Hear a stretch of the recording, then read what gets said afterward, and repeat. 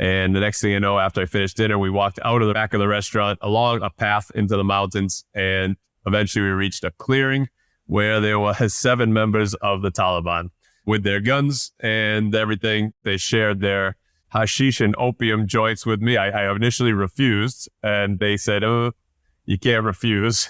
We're offering this to you as our special guest, and you need to partake." And they were joking around. They were sticking like 2 huge joints in my mouth at the same time and laughing. And I'm sitting there like, I don't do that stuff really ever. And I was like, oh, this is going to be interesting. I started pinching myself. As soon as I noticed that I was leaning towards passing out, I started like, I'm pinching myself. I'm like, do not pass out. I was like, this is the worst place to pass out. Don't pass out. And I'm hearing like, America's the devil. We want to kill all Jews. And then I passed out.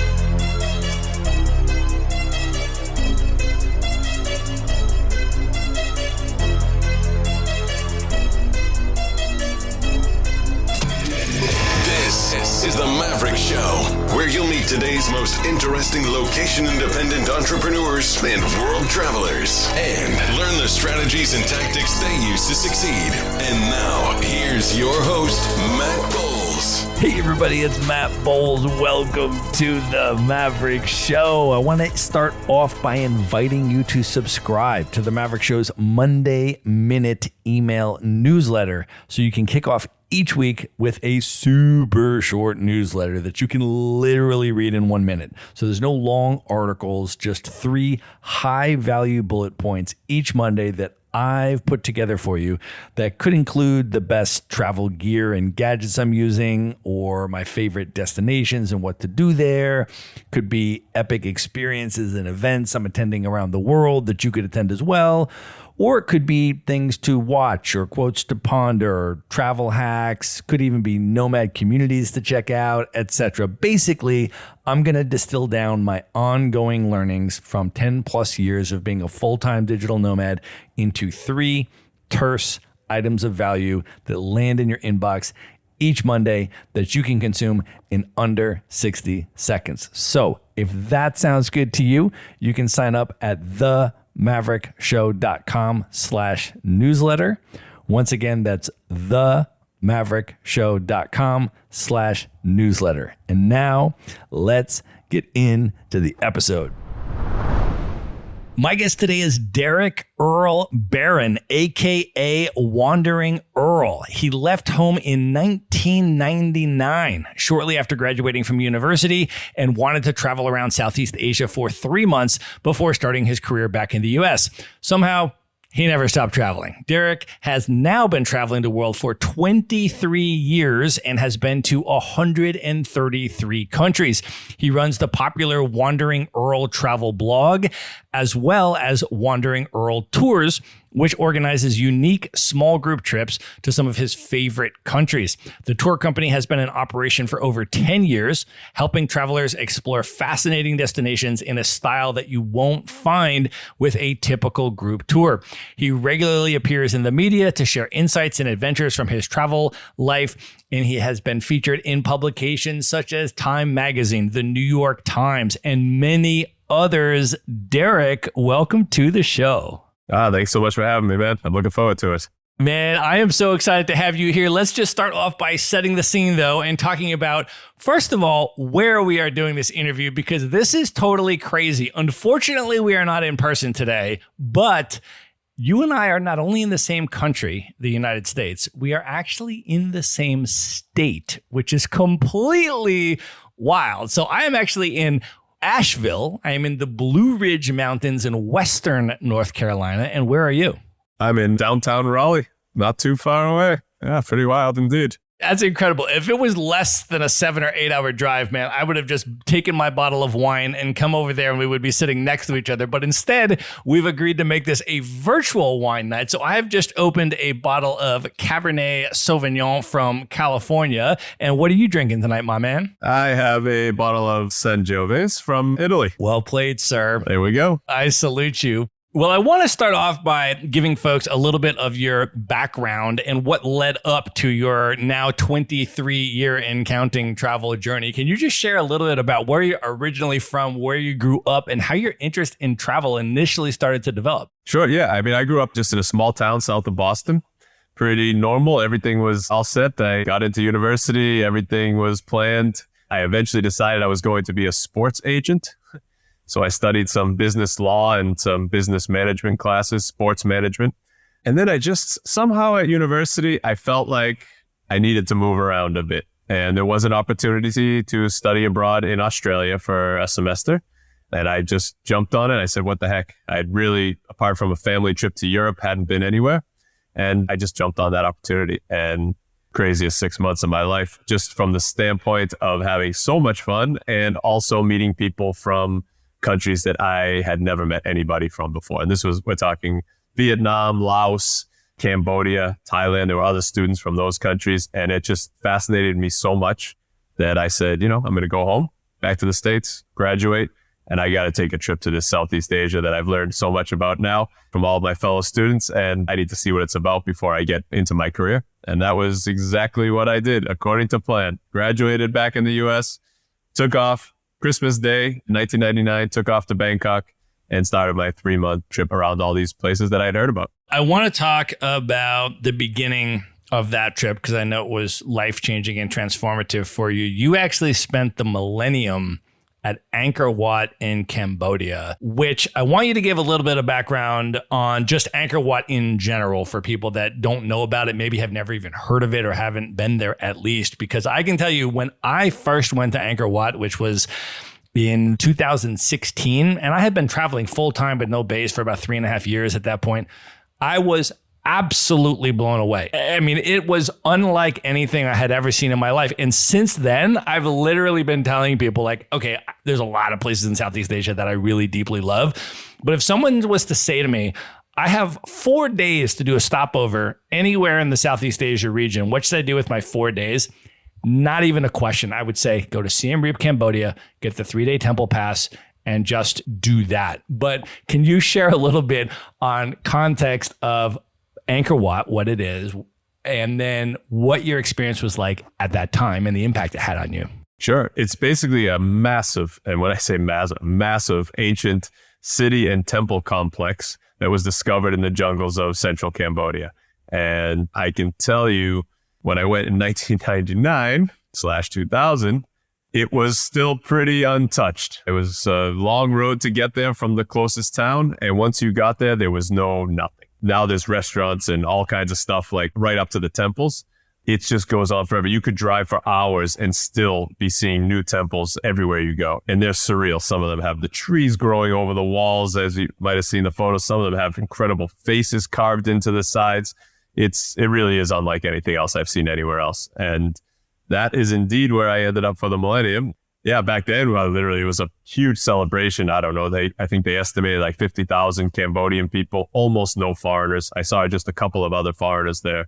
It was the first and probably still, honestly, I could say it's still the biggest life-changing night of my life. So what impact did that experience have on you, and how did it change the originally planned trajectory of that trip? Yeah, so it was only about a week into the trip. And for the millennium, I got out to the temple complex in the jungle. I had no idea what was going on. I was staying at some hostel in the closest town in Siem Reap, and they just organized transportation and said, yeah, we'll take you out there and there should be stuff going on. Next thing I know, local people invited me to sit on this ancient wall, and they're sharing their food. They're sharing their drink. We're watching Buddhist monks release lanterns into the sky, chanting and singing and dancing, and all 50,000 people. It was one of the most spectacular celebrations I still have ever been part of. And as I'm sitting on that wall after a few hours, I'm just thinking, I was like, wow, I've just learned so much in one day here in Angkor Wat. I've met so many incredible local people, so kind and so generous. And it just something clicked inside that made me think, this was one day. Like, what would happen if I traveled for longer? And then I was thinking, well, the last week has been pretty cool too, since I arrived in Southeast Asia. So that's in 1 week, what I have done and what I've experienced and the people I've met. Imagine if I did that forever. And that idea popped in my head. And obviously it was an absurd idea, but the idea was there, and that's where it was planted. I was like, what if I did this travel stuff forever? That was about as far as I got. Had no idea how it was possible, but that idea from that day forward was implanted. You were not independently wealthy at the time that you did this Southeast Asia trip. Can you share a little bit about your financial situation at that moment when you were there and when you were making this decision? Obviously, you then needed to figure out how to finance this life of epic world travel that you were envisioning. So can you share a little bit just about your journey and some of the different ways over the years that you've ended up financing your travels? Sure. Yeah. I mean, at that time, I left home with $1,500. So I figured $500 a month, Southeast Asia, perfect 3 months, come back completely broke, get into my career. I'm all set. So when I decide that perhaps I'll travel forever, well, at that point, I probably had $1,400 and no idea how to travel forever. That's for sure. I mean, you couldn't jump online and find ways to do it. And there wasn't a ton of people doing it. It was very hard to get information. So I remember I just thought to myself, like, well, there has to be a way to do it. I just need to keep my eyes and ears open, talk to as many people as possible, learn what other people are doing. And honestly, that's what I did. And that led me on a crazy journey to teaching English inside of Dunkin' Donuts in northern Thailand to groups of university students, like teaching them slang and everyday English, to working on cruise ships as a tour manager, to eventually starting the blog and eventually the tour company. And all of those things were literally from meeting people and hearing what they've done and figure, I could do that. Or even people saying, you know what would be great for you? You should get in touch with this person. They can hook you up with cruise ships. That would be great to make some money and save. And it was all just from talking to people and putting that stuff together. One thing led to another. And before I knew it, after say 10 years or so, then suddenly I started the travel blogging, and then it went off in a whole different direction. Well, the travel blog is amazing. The tour company looks incredible. We're going to get into that. I want to talk a little bit about some of the destinations where you've traveled, some of the places where you've chosen to spend a lot of your time. And I think I want to start with India. This is a place where you've been something like 40 times to India. You've spent an enormous amount of time there. And I have been to India only twice. Both times were incredibly impactful, really meaningful. I've been to Delhi and Agra and seen the Taj Mahal, and I've been to Mumbai, and I've been down to Kerala, and I've been to Punjab. I was in Amritsar for Diwali, which was amazing, and saw the Golden Temple and did all this stuff. So I've had a handful of experiences in India. All were amazing. I mean, I am thoroughly enamored with the country, but each time I go, one of the things that is very apparent to me is, number one, just how absolutely massive and how remarkably diverse this country is. And I think it's almost, for people that haven't been, it's almost misleading when we talk about it as a country, because saying that you've been to India, I explain to people, it's kind of like saying you've been to Europe. You know, like, where in Europe have you been? Oh, they're all different countries. They speak all different languages. They have all different cultures, different types of food, all different stuff. In India, I feel is kind of the same, right? I mean, for people that don't have context, there are over 4 times as many people in India as there are in the United States. I mean, it's absolutely enormous. And the more places I go and the more time I spend, the more incredible experiences I have, the more diverse experiences I have, and the more time I want to go back and spend in other places in the country. And I just feel like I've seen so little of it overall. So for you, I totally understand going back 40 times. I mean, it makes a lot of sense to me. And I'm curious, having spent so much time there, if you can share a little bit in terms of what you love about India, and also how you approach and structure your travel experiences in India when you're deciding what to do and how long to spend and where. I guess for me, the first time I went there was the first time I sort of felt that I was in a destination with infinite possibilities. It just never ended. And even if I just would take one day from the minute I woke up to the minute I went to sleep, the amount of just impactful or fascinating or even challenging, which I look at as a good way, things that happened to me in just one day was so overwhelming that I couldn't compare it to any other place. And I think what you mentioned is very important, is that diversity, because every time I would go to a new state in India or to a new region, suddenly I was like, wait a minute, there's different food? Like I just, grew up thinking, Indian food, it's this. Different food. People dress differently, different cultures, different religions, different landscapes. It just never ended. And I think that's what drew me back, because obviously I couldn't stay forever on the first trip. So I had to keep coming back. And the more I learned, the more I wanted to explore. And then it started to get down into the people and the places I would end up with. Still to this day, my absolute favorite place in India is a town that I was in India once with two friends. We were in Mumbai, had no idea where we were going to go next. And we literally did the throw something at a map. And that's where we went. And it is my favorite place in India to this day. We take almost all of the tour groups that go to India to this town. And the people are amazing. I just feel very good when I'm there. That's what's brought me back quite a bit. As for how you structure the trips, that's that. Honestly, when people ask for advice about India, I pretty much tell them fly into Delhi or Mumbai or something. It doesn't matter. It's not the kind of country where you can really try and cover it all. You can't. It almost doesn't matter where you go. Everywhere is going to lead, whether you go south, whether you go north, whether you go into the mountains or you go into the desert, whether you go to the big cities or the small villages. Everything is going to lead to quite a fascinating travel experience. And you're going to meet some incredible people anywhere you go. And that's basically what I did. I would just pick a random corner of the country every time I went and would just go explore that, go up to the mountains, go to the different mountains, go to the northeast corner of the country, go south, go here. And somehow, I like I said, after 40 trips, I still haven't covered half of it, not even a third of it, a tenth of it. So for full-time travelers like myself, and there's a number of other full-time travelers, obviously, to listen to the podcast, if I were to say, okay, Derek, you know what? I think I'm just going to take a year of my life, 12 consecutive months, and just go spend it in India, because I feel that India just deserves that much of my time and I want to really experience and immerse in India. What tips might you have for thinking about how to structure a really long-term, extended, slow traveling experience through India? Maybe any particular places you think would be great for longer-term immersive stays, some of your favorite spots, or any other advice you'd have for longer-term travelers? So for longer-term travelers, I would honestly say, what month are you showing up in India? And that determines where you start.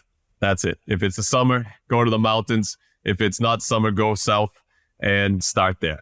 Honestly, my initial general advice would be just to get to the first place, because it's the kind of country where you really just want to let the stuff happen, because you're going to meet people. They're going to invite you here. You're going to hear about places that aren't on any website that are going to be fascinating, and you're going to end up going there because people want to take you there, and the trip is going to completely unfold on its own.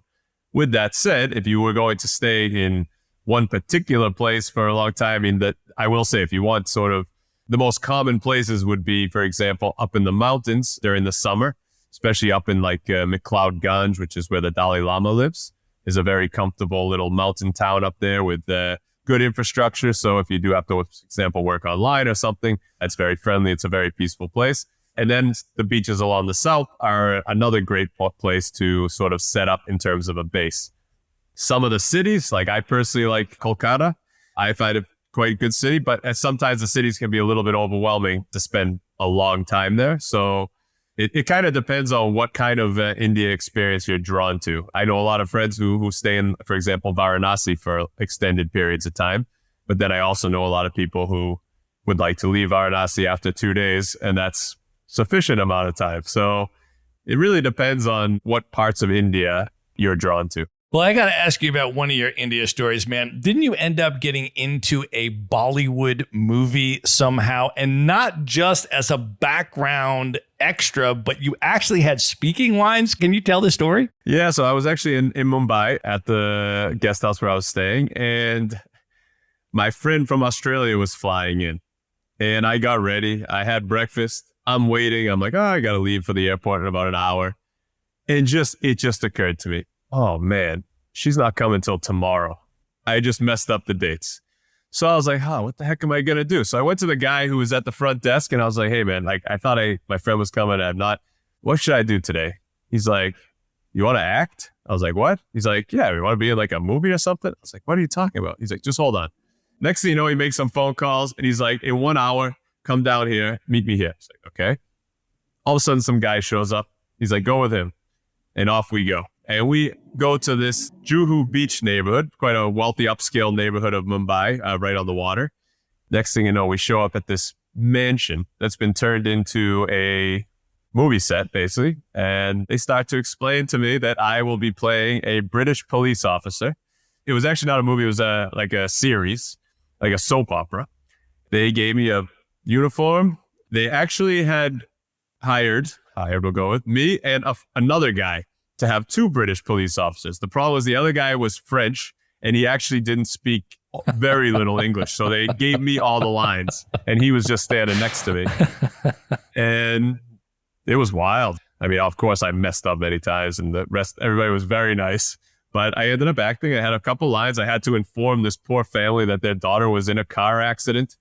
It was a dramatic scene and it was such a fun day. I did get paid. I got paid 500 rupees, which at the time was like $10 plus lunch. They gave me a free shave because I was not presentable when I arrived. So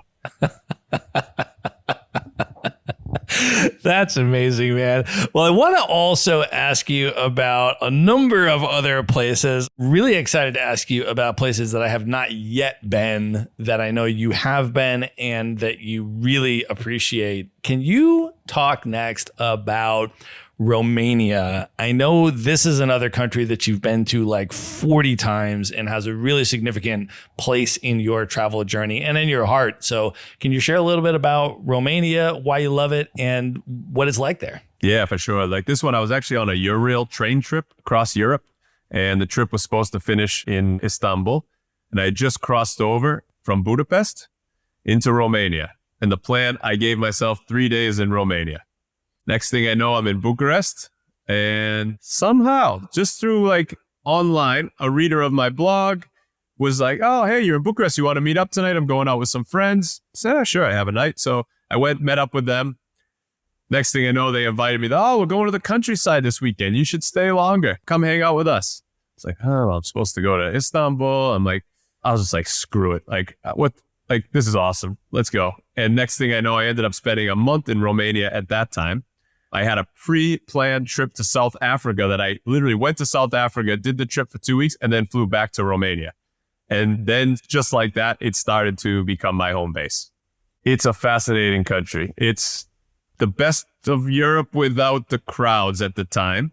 The people are extremely intelligent people, I will say that. And it's the easiest country that I have been to make friends, especially with local people. Just met some really amazing people. And that sort of was where the foundation of the connection started. Well, another place that I want to ask you about is the African island of Mauritius. I have spent probably about 2.5 years on the continent across different countries. I have not yet been to Mauritius, and I have heard you recommend it among your top 5 places in the world for a long or medium-term extended stay. Can you share a little bit about what Mauritius is like? Yeah, I think it's also part of that is because it's a place not many people think to go to. It is, in all honesty, slightly inconveniently located out there in the Indian Ocean. It's a large island. There's a couple million people. So there's actually quite good infrastructure. It's beautiful with whether you like nature, hiking, gorgeous beaches, small little towns. The food is wonderful.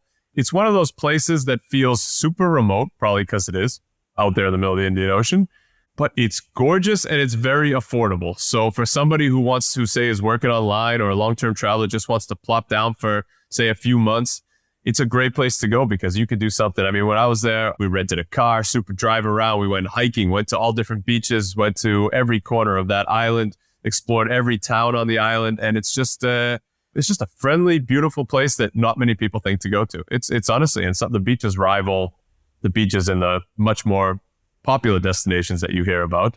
It's a cool vibe. It just has a really cool vibe. Again, it has the infrastructure and it's affordable enough for people to spend long term there. And they do actually have a digital nomad visa that people are starting. I was looking at the numbers the other day, actually. It's a decent amount considering how inconveniently located is. There's a decent amount of people taking advantage of that visa to go and live there for a year. Well, you have moved it up on my list quite a few notches, so I am super excited about that one. Another place that you've been that I have not been is that you went to East Timor, and I'm curious about your experience there. And just for folks that aren't familiar with East Timor, can you share a little bit of background on that, where it is, and then what your experience was like going there? Sure. Yeah. It's a very small country, relatively newish. I don't know the exact date, but I guess in the last century, that was once part of Indonesia, and it does share an island with Indonesia side of Timor. It's interesting because I knew about the country for a while when I was at university. The university that I went to in the U.S. had a very active program with the East Timorese government. And actually the leader of East Timor came and I had dinner with him when I was a university student. Wow. And ever since then, I was like, wow, I really want to get to East Timor. And he was part of the team that led sort of their revolution to become an independent country. So it always kind of stuck with me. Finally, it was just a few years ago that actually went, and it's a hard place to describe because the infrastructure is quite poor, wonderful people, and really gorgeous. It's like an Indonesian island, like what you would expect with just gorgeous, lush jungle and beaches and really beautiful, but quite interesting. I actually flew there from Bali, and to see the difference in such a short distance, it is unfortunately a struggling country in terms of just they don't have much in terms of income and industry at the moment, but it was quite fascinating to go. If you really know about it and want to learn about it firsthand, it's worth visiting. Yeah, I think that's really important. And I also was in college in the 90s, and then starting in 1999, I did a master's degree in international peace and conflict resolution. And the genocide in East Timor was still going on in the late 90s. And I think officially ended around 99 or so, which is exactly the time period that you're talking about. And so I think it's really important, going to places like that to read that history and really understand why things are the way that they are. And I feel like that's the case with a lot of travel. Like this past year, I just went to Rwanda for the first time, and I went to Kigali, and there's a lot of amazing stuff to do in Rwanda, obviously, but I didn't actually do any of the guerrilla trekking or that kind of stuff on this particular trip. I just wanted to have the urban experience of Kigali and really just study the history of the genocide and go to the memorials and, really kind of immerse in that, because I had read a lot about it and I had studied it, and it was just sort of important to me to go and at least have an experience reflecting on that. And then I'm sure I'll go back, because Rwanda, of course, is an amazing country and the people are incredible. And I'd love to hang out with the gorillas and see a lot of the beautiful landscape and some of the other things that Rwanda has to offer. But a lot of my travel, I really try to pay attention to the political history and try to understand what the history was and then what the situation is today, and then connect with people with that context. So I think those kind of trips are important too. 100%. And I think, it's also very important. I find travel is amazing, obviously, but not all travel has to be beautiful, wonderful, happy, experiences. Like, part of the reason why I travel is also and go to places like East Timor. There's people there, there's real people there that are struggling, living lives, trying to live their lives just as like anywhere else. And all we hear, you go on Instagram, you go on anything or blogs, you hear just about sort of the more popular destinations, but there's people there with stories, things to share and things we can learn from and people we can learn from. And I think it's important to go and be able to go and obviously super small scale, but I can write about it a little bit and tell other people that I meet about the experiences there, just to, so they're aware there is a country there are people there, that important people, and yeah, they deserve our attention as well. Yeah, I really appreciate that about your travels and your blog and the priorities that you have as a traveler. And I want to ask you about some more places that you've been, and especially places that I haven't yet been that I'm really interested in. One of them is Pakistan. Can you share a little bit about your experience in Pakistan? Yeah, that was another one where I had, it was funny. I planned to go for 2 weeks. I just was like, okay, I'm going to Pakistan. I was in India. I crossed the land border at the time, and all right, 2 weeks should be good. I think I stayed for 6 weeks in the end. It was beyond remarkable. Started off in Lahore, which was just incredible food, incredible people. And then I went up to the mountains. And even as a traveler, my naive self had no idea what I would find when I headed up to the mountains, which is more mountains over 7,000 meters than any other country in the world. And it's probably the most spectacular mountain landscape I've seen anywhere on the planet, without a doubt. and just had some incredible experience. I kept on going. And that led me to one corner of Pakistan where some people were like, oh, you should go check out this corner. It's super remote. And I had to actually hitchhike on the back of a Jeep, standing up on a Jeep for 2 days along a dirt road. We took a break at some disgusting government guest house in the middle of nowhere. It was so dirty and stuff, but it was worth the experience. And continued the next day standing up in the back of this Jeep to arrive in this town called Chitral. And Chitral used to be quite popular back in the 70s with travelers and even 80s with people coming through on the old hippie trail. Kept going. And when I arrived, I was the 5th visitor of the year. And this was in like September. I ended up having dinner at a local restaurant in the town, and a village elder approached me and started talking to me, asking me some questions in sort of broken English. And by the end of it, he basically said, you need to come and meet my friends tonight. Let's come and hang out with my friends. I agreed. And the next thing you know, after I finished dinner, we walked out of the back of the restaurant along a path into the mountains. And eventually we reached a clearing where there was 7 members of the Taliban with their guns and everything. And they had literally just returned from Afghanistan the day before. And what happened when you got there? What was the evening like? It's a tricky situation. When the elderly guy did ask me where I was from, I was smart enough to tell him I was from New Zealand, just because I knew that this was a region where potentially Osama bin Laden was at the time and stuff like this. So I did mention that. So he told everybody I was from New Zealand, and everybody said, that's our favorite part of Europe. So I was like, okay, I chose well, because there we go. It was a fascinating several hours. Basically what happened is they were young. They were like 20. And they would repeatedly say things like, America's the devil. We want to kill all Americans. We love Hitler. We want to kill all Jews. I'm also Jewish. And stuff like this. But I would question them. I'd say, why do you love Hitler? And he would say, he killed the Jews. And I would say, well, why is that good? And they would say, we love Hitler. That's as far as it went. Like, we want to kill all Americans. Why?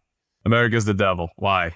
We want to kill all Americans. Like, that's it. They had no idea. Like, because they probably never met anybody. And honestly, if any of us grew up in that town, so remote, without going to school, and that's all we were taught, we would all pretty much be saying the same thing. So that's how I kind of separated it. And if you take away that, they were very nice. I mean, they were joking around. They were very nice. They shared their hashish and opium joints with me. I initially refused, and they said, oh, you can't refuse. We're offering this to you as our special guest, and you need to partake. And they would joke around. They were sticking like 2 huge joints in my mouth at the same time and laughing. And I'm sitting there like, I mean, I don't do that stuff really ever. And I was like, oh, this is going to be interesting. I started pinching myself. As soon as I noticed that I was leaning towards passing out, I started like, I'm pinching myself. I'm like, do not pass out. I was like, this is the worst place to pass out. Don't pass out. And I'm hearing like, America's the devil. We want to kill all Jews. And then I passed out. So I totally passed out. And the next thing I know, I woke up eventually, and they were just dying laughing, luckily. And they were like, I think you need to go to sleep. And I was like, yes, I do. And they greeted me goodbye with the usual kiss on the cheeks and patted me on the back. And off I went to my hotel. So was this in the Northwest Frontier province? So this is just north of that. I think we were about maybe 10 kilometers from the border with Afghanistan. So this was it was just north of that area. Funny thing is, I did eventually later on in my trip go into the tribal regions, the frontier province, where I ended up going to the town where they manufacture all the guns. And I was there also while Taliban were walking into these gun shops buying guns and stuff. What was it like? What was going on? So first, in order to get into that tribal region, you had to get a permit from the government. So I was in the city of Peshawar and went to the government office. They were like, hell no. I was like, I need to get a permit. They're like, you cannot get a permit. So what I did is I made the decision that after Pakistan, I was going to go to Afghanistan. So what I did is I went to the Afghan embassy in Peshawar, and I actually got a visa, which was surprisingly easy. Took, I think less than 30 minutes to get a visa. Then I went back to the office. I said, well, now you have to give me the permit, because that's the road to get to Afghanistan is I got to go through the Khyber Pass. I got to go. And they gave me the permit. Yeah. So I managed to go. It took a while to find a taxi driver that would hire for the day to take me in. And then eventually I did. And we went to this village called Dara Adam Kel, which is known for its gun manufacturing. And they make replicas of everything. And it's these little concrete shops, dozens of them. And you show up and like people are building guns in their little concrete shop and people are just like grabbing them, taking them, and just shooting them into the mountains, testing them out. It was freaking wild. And like they're trying to sell me on like they had like pen guns that looked like a pen all the way to AK-47s and God knows what. That was nuts. Like it was nuts. Just every 2 seconds, boom, boom, boom, boom, boom. And I'm like, I probably shouldn't be here. And then what was the Khyber Pass like and going into Afghanistan? So the Khyber Pass part was quite smooth. The tech took us to the border. I walked across the border and went to the little hut on the Afghan side. And they were kind of like, what the heck are you doing here? But I guess you have a visa. So here you go. And the only way to get from the border to Kabul was by a bus that comes eventually. They're just like, you stand there and there'll be a bus eventually. And I got on this bus. It was like a mini bus with maybe 20 people. I mean, I'd done a research. I obviously was experienced by that time. So I was wearing actually local clothes, like a shalwar, like the long baggy pants with a long shirt, traditional vest. And I also had a thick mountain blanket covering my head. And I had also grown a beard, as much as I could anyway. Because oddly enough, in Afghanistan, it's quite diverse for those who don't know. So you find people with very pale skin, blue eyes, all the way to darker. I mean, quite the range. So I was in the back of the bus and we're driving to Kabul, and 2 times on the trip, the Taliban did come running out of the mountains. You can see like sort of bunkers on the side of the road with people behind them with guns. And those were not the army for the most part. It was mostly Taliban. And 2 times they came running out of the mountains and would surround the bus. I don't know what was going on, but they were, yelling back and forth with the driver. And a couple times they came on with their guns onto the bus, and I made eye contact. I'll never forget this guy's face. I made eye contact through the back window with the one guy who was standing outside looking in. But honestly, I don't think they thought that I was a foreigner, because with the beard, with the clothes, like honestly, I didn't look any different. So eventually the driver paid them off and we continued to Kabul. I only stayed about 10 days in Afghanistan, mostly in Kabul with a couple of day trips to some outskirt regions. But it was pretty wild at that time. The hotel where I stayed in the center, there was a car bomb, I think a week before I went there, right on the street. So the whole street in front of the hotel was totally demolished, and it was pretty wild. All right, so I've got to ask about your experience coming back to the United States through customs after having these experiences. Yeah, I probably should have thought that through. So after Afghanistan, I flew back to Delhi, and from Delhi to the US. I was in Afghanistan, so I was just like, I cannot believe I'm in Kabul. This is nuts.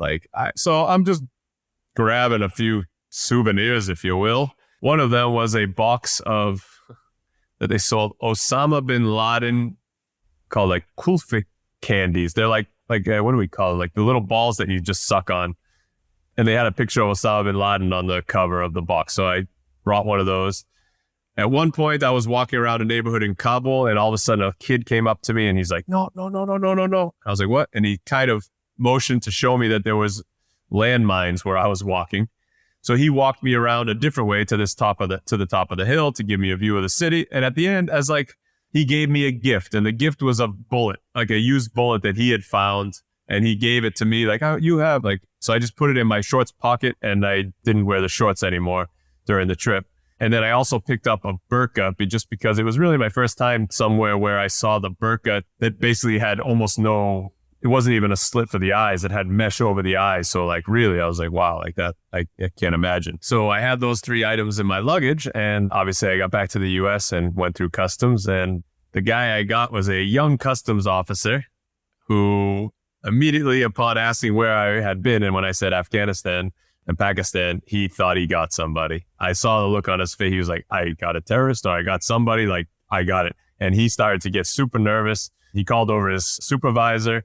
They went through my stuff. I was like, I just traveled there. Obviously, that made no sense to them. They went through my stuff. They even read my journal that I had. I missed my connection flight because they kept me for so long, but they let me go, because they even let me go with all the stuff. So I still have the bullet to this day. But we did figure out later, we found that they were tapping my mom's phone and possibly watching my movements for a while. After that, we did have a friend who was sort of ex-FBI who was able to help figure that out for us. And for a few years, I was then on a watch list. So every time I left the country or came back into the country, I definitely got pulled into a separate room to have a thorough check. But after a few years, it was eventually dropped because I had nothing to hide and off I went. Another experience I want to ask you about is the time that you got kidnapped in Bangladesh. Can you tell that story about how it happened, what the experience was like, and then how you escaped? Sure. Yeah, that was definitely my fault. At the time, I was flying from Bangkok to Dhaka, Bangladesh. And if you read anything online or anywhere in any guidebook, it would say, if you arrive in Bangladesh after sunset, do not leave the airport until sunrise. My flight was super delayed. I think it arrived around midnight. Well, I went outside. I left the airport. And next thing I know, a group of taxi drivers surrounded me, and they're all sort of fighting for my business. And eventually I chose the one who spoke a decent amount of English. And they grabbed my bag and they walked me over to a taxi in this dark parking lot. And the next thing I know, they told me to get in the back, and 5 of those taxi drivers got in the vehicle with me, which I thought was a little bit odd. A few miles outside the airport, they stopped for gas and made me pay to fill up the car. I was like, okay. Then when I told them again the name of the hotel that I wanted to go to, they told me that I was not going there. So that was my clearest indication that something was awry. And they ended up taking me to this really big sort of slum area where we pulled over to this building that had a metal, sort of like a metal garage door thing. And they knocked on it. It opened up a few feet. We all went under, and that was the beginning of my kidnapping. They basically put me in a room, locked me in this room for the night. It was gross with cockroaches. It was a pretty bad place, just a bare concrete room. And they had somebody out guarding the room out front. Next morning, they came, picked me up, and basically it turned into a 3-day kidnapping where they would try and take me to the bank or to ATMs for me to take out money. And every time we would go to the ATM, I would type in the wrong PIN number and tell them that it didn't work here in Bangladesh. They did not have weapons. They were not very experienced. They didn't even take my backpack that had like my camera and stuff. In the end, I gave about $200, the cash that I had on me, to the people. They moved me to a couple different places. So a couple different buildings where I spent the night. And on the 3rd day, we came back from another failed attempt at an ATM. And the guy who was sort of the leader said, go up to your room, get your bag, and come downstairs. We're taking you somewhere else.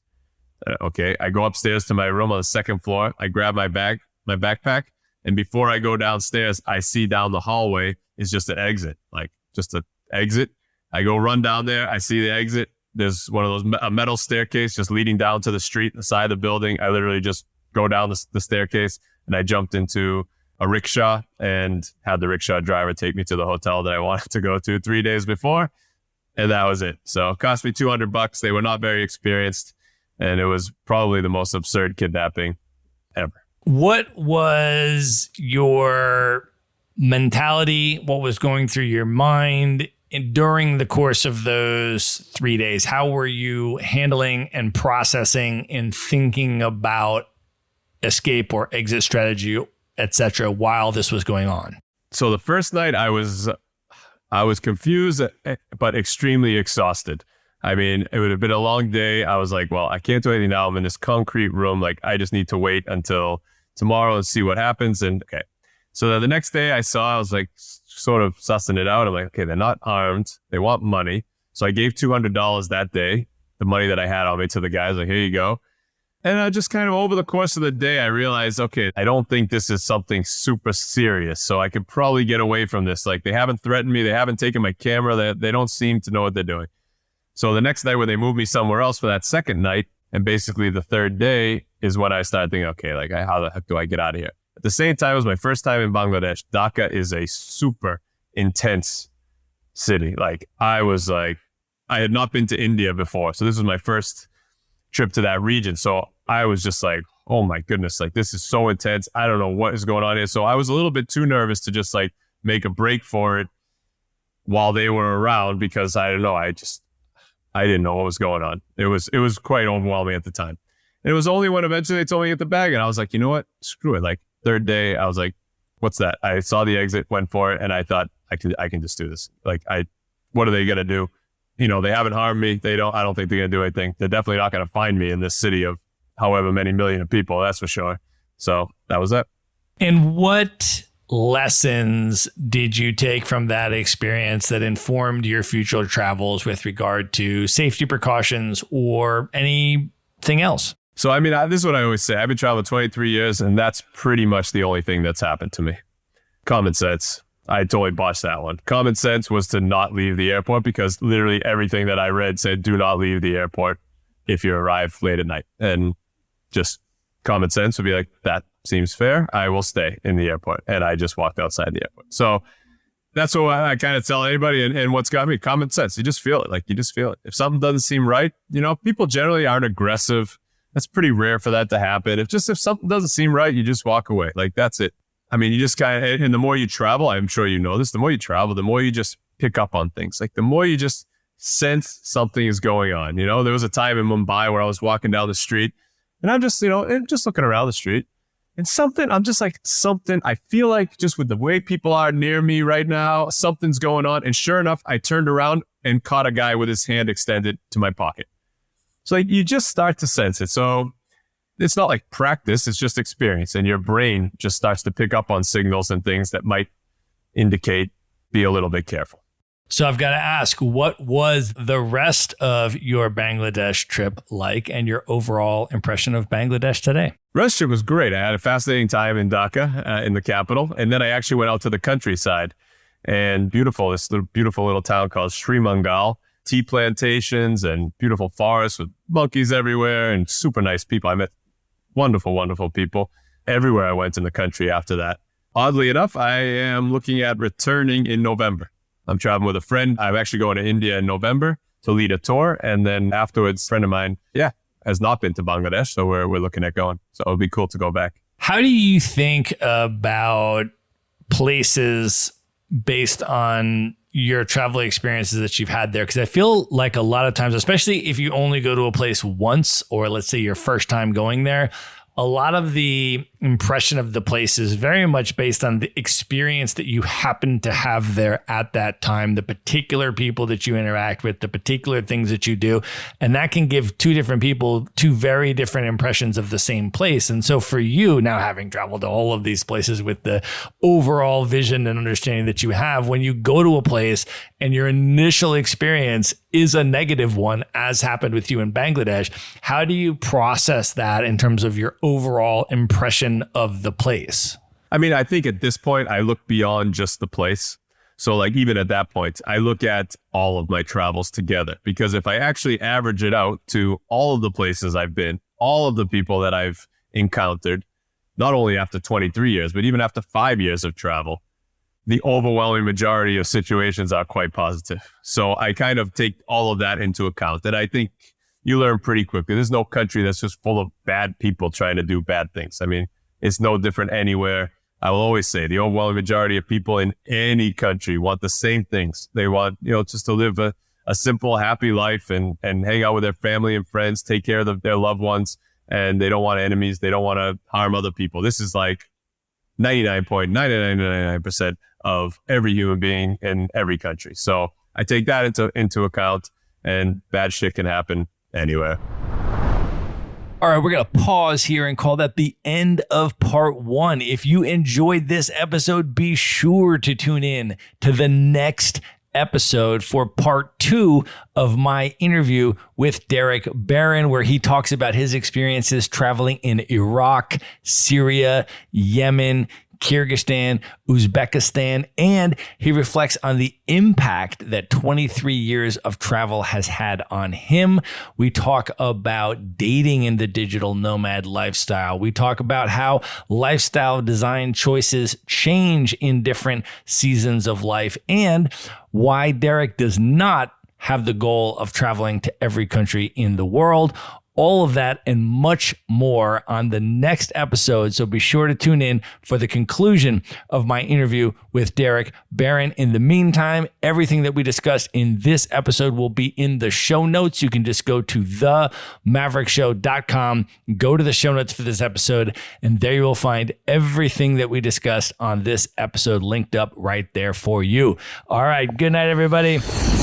All right. I hope you enjoyed that episode. Just a final reminder to subscribe to the Maverick Show's Monday Minute email newsletter. No long articles here, just 3 bullet points that I put together for you and drop into your email inbox every Monday that you can consume in under 60 seconds. You can subscribe at themaverickshow.com/newsletter. Again, that's themaverickshow.com/newsletter.